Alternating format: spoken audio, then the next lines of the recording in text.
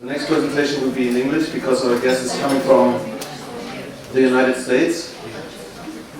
He comes from Hickory, which is a far smaller town than Nuremberg. But the school, the university, is quite similar to ours. It is as well a Christian university, a Lutheran university. And there is a big statue of Martin Luther right in the center of the university, and a very big church. Of both things, the people there are very proud of, so you can really see that it's Lutheran University. And I came across that university just incidentally, and I went on their website and I typed just one word: social. So at least 4 years ago, if you went on lr.edu and you type the word social, you come across the Center for Commercial and Social Entrepreneurship. And I found, wow, this is interesting. A center that deals with entrepreneurship with economic aspects and with social aspects. And I thought we should get engaged with that university and with a professor. And if you think of a system, so when you bring two elements that were apart together, then the system changes. So our relation really created a lot of changes. We were thinking about starting a master program at our university, which is the Master of Economics in Social and Healthcare Services. And the spirit of the center had an impact on the creation of this program. Now we have an entrepreneurship class in our master program. And just recently, a few days ago, we applied for funds to start a quite similar institution, a startup lab, which we are going to call, if we get the funding, Human Services Startup Lab at our university. And the recent information is that I would say that we had an impact maybe on your career because Ralph is going to change to another program which is called Master of Nonprofit Management. So things changed here, and his career is gonna go on a path that fits perfectly to what we are doing here. So I'm very delighted to introduce to you an interesting professor, and now always also a good friend of mine, Ralph Griffiths.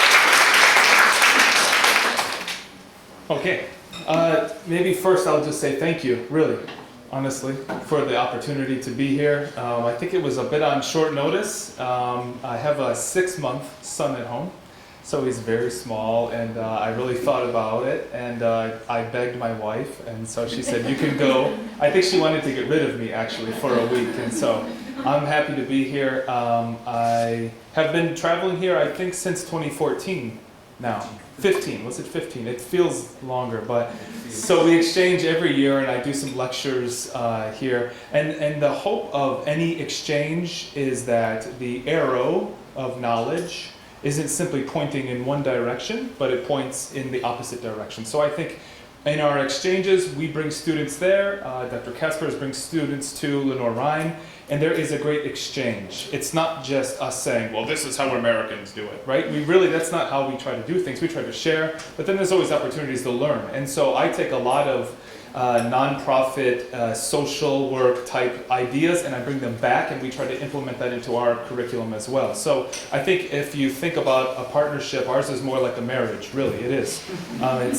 It has good days and it has bad days, but I think we're always learning and we're trying to grow. So I'm just thankful for an additional opportunity to come here and share a little bit with you what my passion is, and a little bit about entrepreneurship and innovation in the States and how we're doing it. So yeah, we'll get started here. So I think it's important for you to know just a little bit about who I am, because today's lecture is actually about generating questions more than me just telling you things, right? So I hope to let you know kind of about me and about our programs, so then you're thinking, okay, now this is the guy I'll ask the question to. So so I have a bachelor's degree, undergraduate in political science is where I started my career, was in politics, and business, a second major in business. And then I started my first company. So I actually come from the private sector.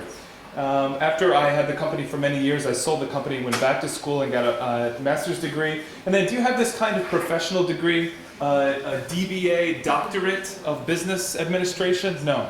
Okay, so in the States you can get either a PhD, which is very philosophical, so you learn about business in a classroom, or a DBA, where you learn about business in the field with businesses.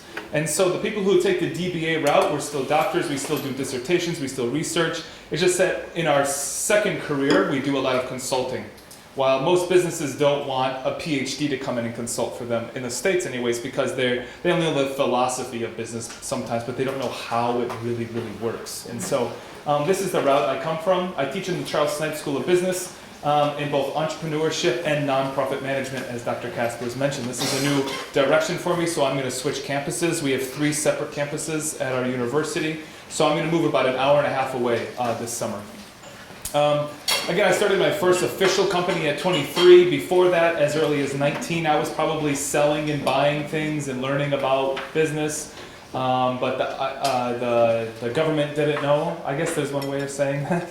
So I wasn't like paying taxes. I didn't know what I was doing, you know. So my first official company was at 23. Been lecturing here at EVHN, as we mentioned, since 2015 in the fall.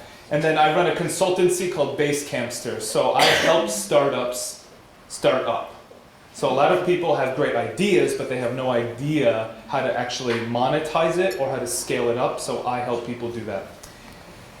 Okay, and so what I do, I teach a lot of different things. So I thought I'd put just a small list of the classes, the variety of classes that I teach. So introduction to entrepreneurship, managing the business once you get it up and running. Social entrepreneurship in Germany is the class we travel here with. Entrepreneurial capstone is where I teach my students how to consult.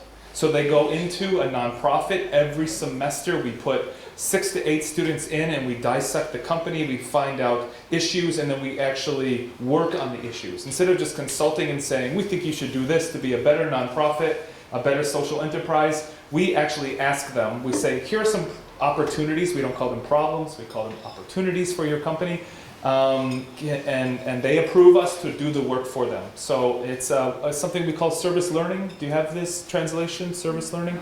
Where we give back to our community, but through an academic way. Entrepreneurship, do you have this word?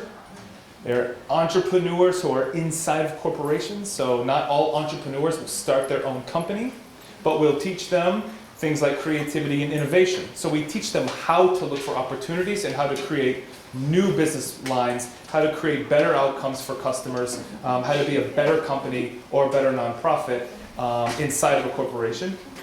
And then one of my favorite ones is our business incubation. So we have a business incubator on campus. In the last 5 years, we've commercialized 26 companies at the university. And if you think about that, we have a total population of students around 2,000 students. So within only 2,000 students and a very small budget, we've commercialized 26 companies. We have a very good model that we go by, and it's all privately funded. So we get no aid, no money. In the States, because we're Lutheran based, we get no money from the state, no money from governments or anything. It's all private. All private money that runs our company, or our college, and runs our business incubator. Good. So what I do ultimately is build student and community businesses and then strategic partnerships with companies in the community that work with our students. Okay, so enough about me. Today I'm going to talk about kind of the timeline of entrepreneurship in colleges and universities. I just want to give you a snapshot of how quickly it's grown in the United States. Just some infographics about how likely a student is to become a business owner in the States and how successful they are.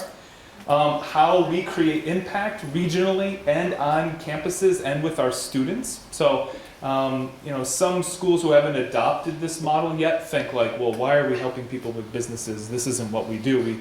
We prepare them for graduate school to go be researchers, right? But I think there's no better place than a place like EVHN where you're in applied sciences school, right? We want to teach you something and then you immediately go work and you do these things, and we really prepare you for that. So I'll talk a little bit about the impact we make with both of them. Some considerations around how to start one of these. I think there's best practices, so I'll share some of those with you. This is the second university that I've created a space for, and there are some things to do and some things not to do when you're creating this.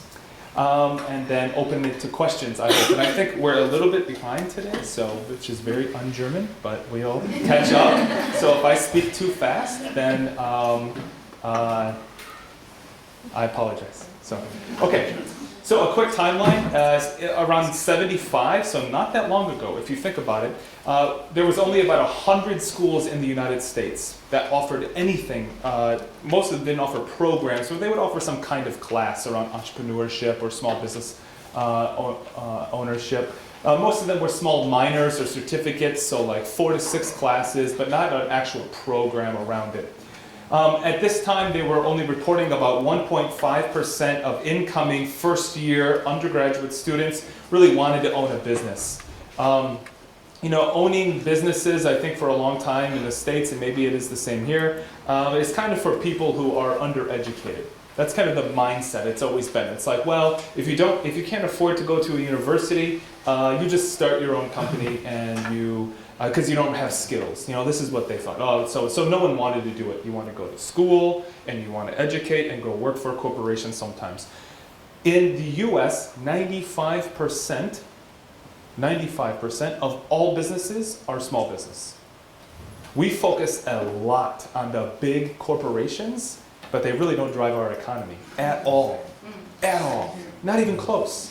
Instead of reading the New York Times and stock markets, nobody cares. Really, it makes no impact on the macro economy of the United States and probably how it is here in Europe for most part. We drive everything, but they kind of get the glory, I guess. And so, which is fine because it leaves us to do our jobs and to do it well. We don't have to worry about reporters and things. Good, so jump ahead 10 years. Almost doubling here to 250 courses in entrepreneurship in the United States. Come all the way to 2000 now. We're starting to get full endowments. And is that word translatable, an endowment? An endowment is when maybe I graduate from a school and I give a bunch of money back to the school.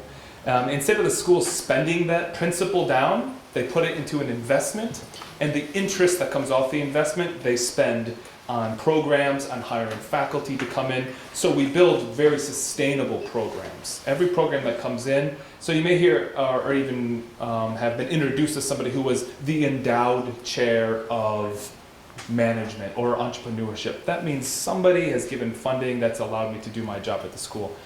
How it works and why it works really well is because a school, if you think about it, then doesn't have to put any of their capital into a new program. If it's endowed, then a third party is paying for it, and now we get to build enrollment, build tuition dollars for the school, because again, we don't get any funding from the state. And so it's a great, if you can imagine, opportunity to grow the opportunities and wealth of a university, which means they can add more programs later, and to do it very cost effectively. So now we're at about 30% of colleges and universities offer assistance, so meaning a center is on that campus, something like what I run, the Center for Commercial and Social Entrepreneurship, and as an option. So you can see only 3 years later, the numbers here now, $300 million are invested by one of the largest nonprofits around entrepreneurship. It's called the Kauffman Foundation, if you've ever heard of Kauffman before. Kauffman is behind Global Entrepreneurship Week. So this is something that Dr. Casper's teams, and I'm thankful to see some of you who have traveled to Hickory in the audience, they come for Global Entrepreneurship Week. And so this is a time when about 26,000 different schools, universities, all around the world are celebrating this one week. And so during that week, we do have our own TED Talks. So if you're familiar with TED, we have TEDx Hickory during that week, and a lot of other things happened during that week. But Kauffman was really behind that, and so they've been driving entrepreneurship in the United States. A couple years later, that number doubles. Now freshmen coming in first years are about 3.6% of them are saying, I really want to be an entrepreneur. I think I want to learn how to do this. Just one more year later here, another 500 majors now are happening. Not just certificates or small programs, they are full-on majors because we know statistically in the United States, 80% of startups will fail in 3 to 5 years. 8 out of 10 will fail in 3 to 5 years. And I don't think it's because, well, I know it's not. I don't believe anyways that it is because the marketplace isn't ready for it or it's even a bad idea. They just don't know what they're doing most times. There's a lot of resources, but a lot of times, I don't know. I've worked with so many entrepreneurs, they think they know everything. Oh, I've got this, don't worry, I've got it all figured out. And so they go into the market and just get decimated, right? Just completely decimated. If you come into a university environment though, you're about 8 times more likely to survive that 3 to 5 year. It's remarkable because you have a network of people, you have advisory boards, you have capital, you have a center, you have expertise that really help you build a great business model. Or you can do what I always say our center is there for, which is counterintuitive. My job is to talk you out of starting a company. Think about that. I can save you a ton of money, a ton of your time. If it's just not a good business model, my job is to help you save time and other people's money. We say that only friends, family, and fools invest in startups. And so my job is to really talk you off the ledge and say, okay, come back. This is really bad. And so let's build a better business model together or we don't go to the market. Good. So now over 5,000 entrepreneurship courses are held in the United States. A lot of them are in MOOCs or massive online courses, and so a lot of it is free and open to people.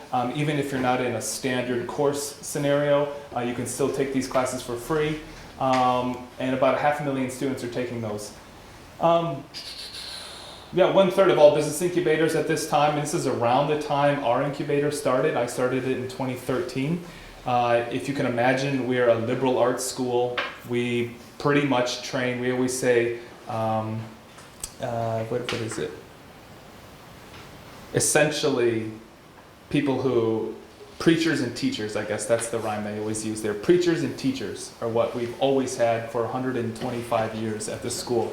And so to introduce an entrepreneurship program, which half the faculty didn't even know what the word meant.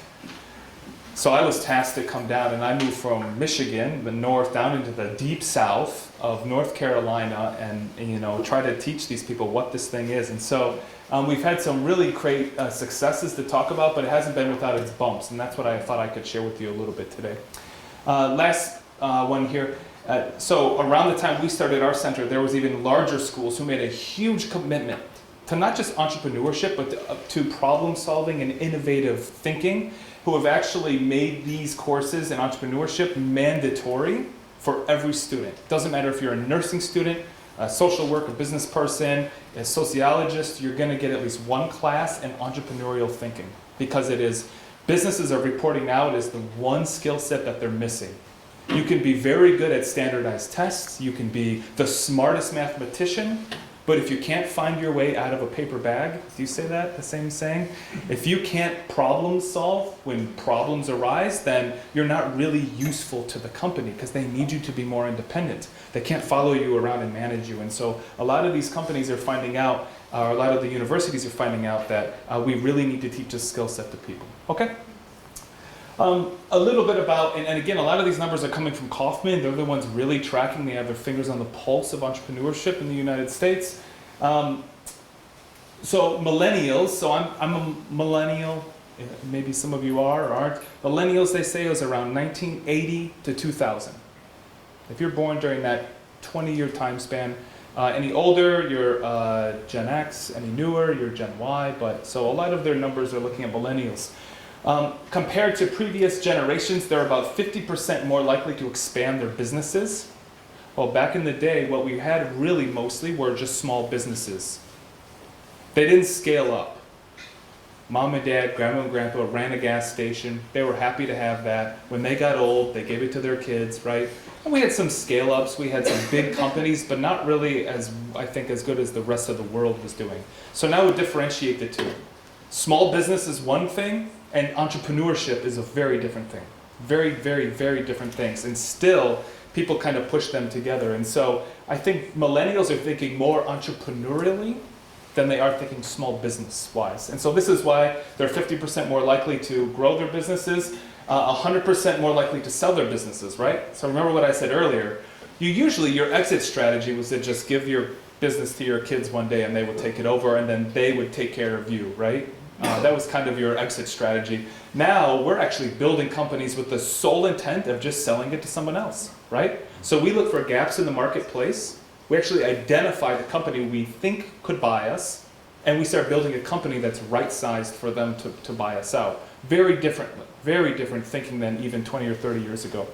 And then they're about 120% more likely to start a business as their first job. And so this is why it makes a lot of sense to start backwards integrating back into universities. And not just giving them a degree in business and saying, okay, you're on your own, figure it out. They really want this from us. And so our program has grown.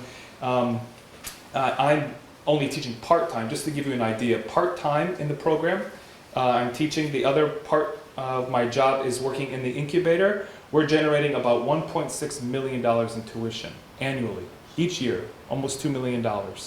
So you can imagine how valuable this is to the university and valuable to the students. Good, so why would we do this? If you're only looking at the numbers, it sometimes maybe doesn't make sense, but if you're looking at the real impact or even kind of the social impact on the investment of something like this, it makes an enormous impact in the community. So number one, it's going to attract outside businesses. So think about that. If we're well known as an entrepreneurial place to be, businesses are going to start relocating, and this has started to happening in our city because they know the graduates are going to come out of the school and want to work for those schools. So we've had a number of kind of tech startups move to our area because we're becoming more well known for having this program and creating entrepreneurial minded people. There was a good question earlier about tech transfer. There was a gentleman in the back there talking about tech transfer, and I don't know if this is the same verbiage that you use, but in universities we invent new things, but we don't know how to monetize them. So tech transfer takes it from the university setting and sells it into public or private settings so that people can turn it into a business. Centers like ours help that happen. We try to work with that before it leaves the university, so it's actually a viable product before it leaves the school, right? And so the bigger the school, the bigger the tech transfer. So tech transfer is essentially all the attorneys who look at it and try to build agreements between the inventor, which is usually a faculty member, for some new type of research or technology that goes maybe into pharmaceuticals or something like that. These pharmaceuticals, this is why they sit on so much cash. If you know a lot about the pharmaceuticals, they're always sitting on a lot of capital so they could buy this tech out of universities. Good, so it accelerates this transition into the marketplace. We can actually start to play a role in the economic development of our community. While before we would, imagine students from all over the area would come, and we have a dorm system, so you would live on campus for 4 years and then they would just leave, right? So it wasn't doing anything for our local economy other than just paying faculty and staff who work there. It wasn't really helping them. So now there's a reason to stay there. And so if we help you with a company, we have kind of an agreement where you have to incorporate and start your company in Hickory, and you have to stay there for at least 5 years. But we give them free capital. It costs them nothing to get the capital out of our center. And so this is what we do to help local economic development.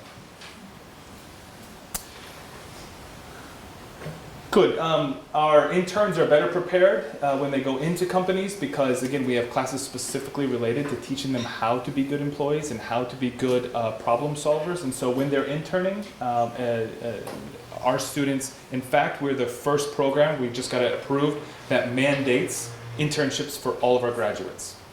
So in 5 years now, we have two kind of numbers that we follow. 100% of our students who've graduated from my program have started a company. 100% of them.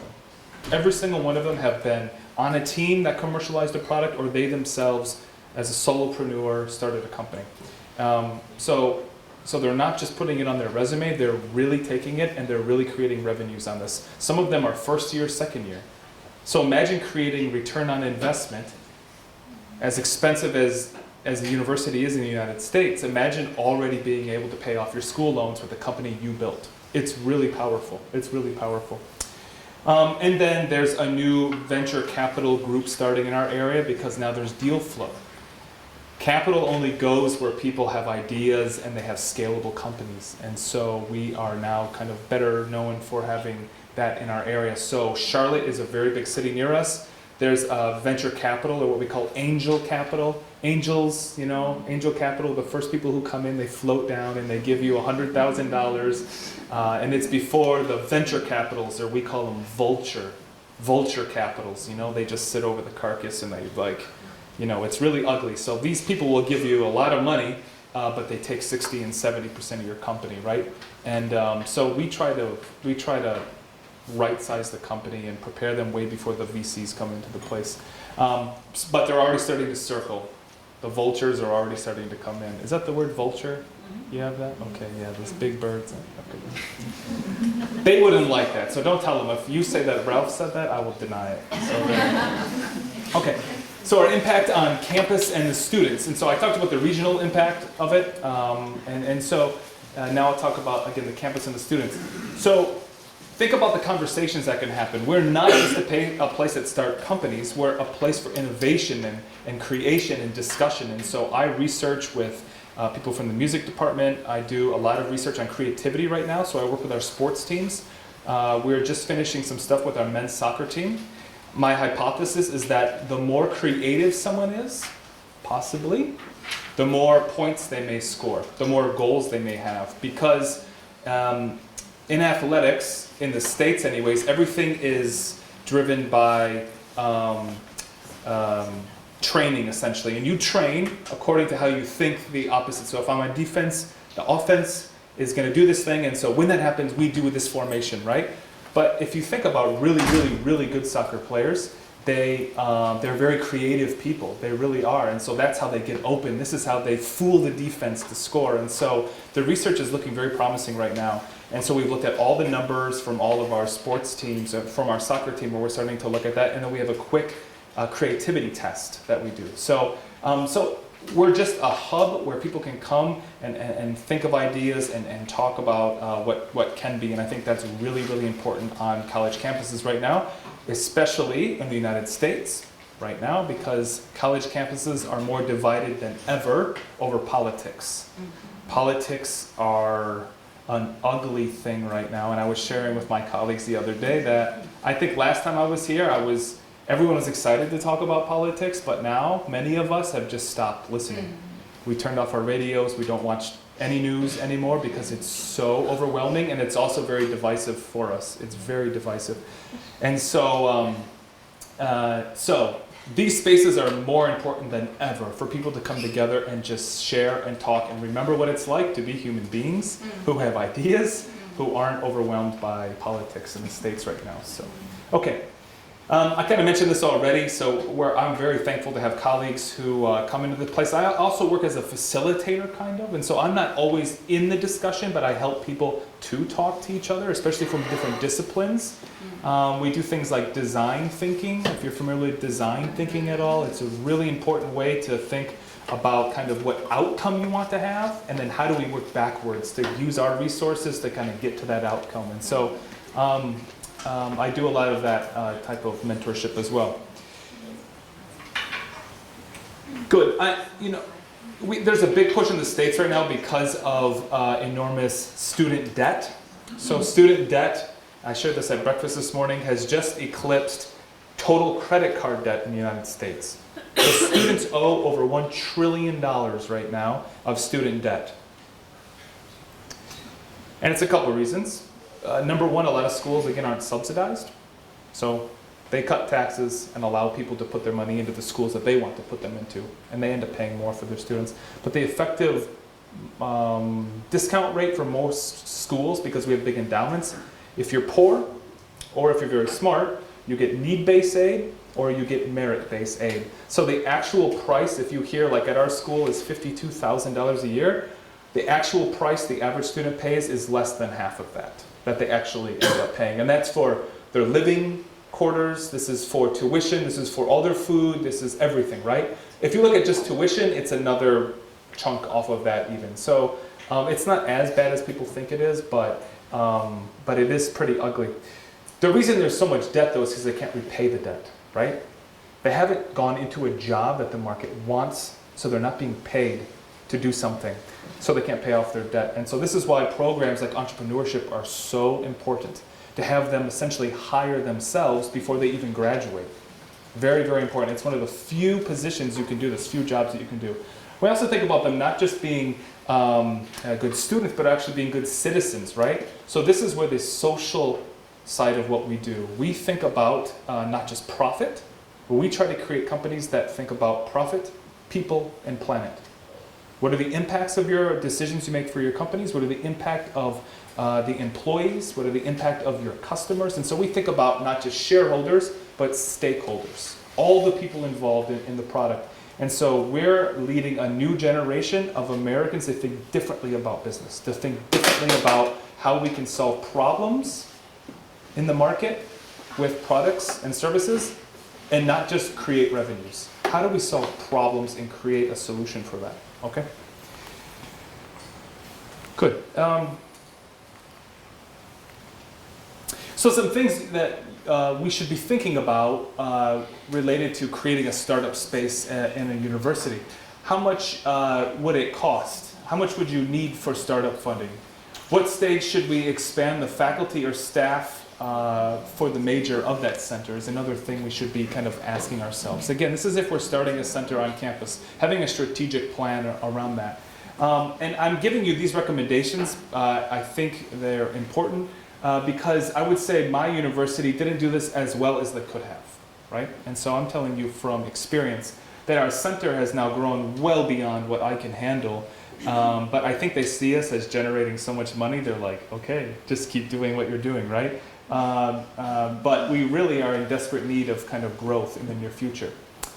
Also having a total quality management kind of idea, this kind of feedback always. So is what we said we're going to do in our community, is it really happening? What is the feedback from the community? Are we doing all that we can to immerse and build those relationships in our community? And then how can they help us? And so we're always thinking back and forth in reciprocity. So we're helping the community, but how do they help us build better entrepreneurs? And this is where, again, we're the first program to mandate internships now on our university. So if you're graduating from my program, you have got to be in a business. We can't just teach you in four walls, right, what it means to be a business person and the agony that they go through and the long nights, right? I think we see television, we think, that looks fun. I'd love to be a millionaire, or sign me up, you know? But it doesn't work like that. It doesn't work like that at all. So we want them to get out, and we want them to hear the agony and the pain of real business, and so that either they change majors, just this isn't for them, or if they really mentally then are prepared to take on the rigor of what it means to be an entrepreneur. Good, a few more best practices. Finding a name that brings prestige and funding was important for us to do that. I think our name is way too long, so we're the Center for Commercial and Social Entrepreneurship. That rivals the Indian University, I think, if we put the whole thing together. And we're the Charles Milton Snipes School of Business at Lenoir-Rhyne University, so it keeps getting longer. So think about a name that's easy. Connecting with alumni who've come out of the university. Let them know we've got a new opportunity here.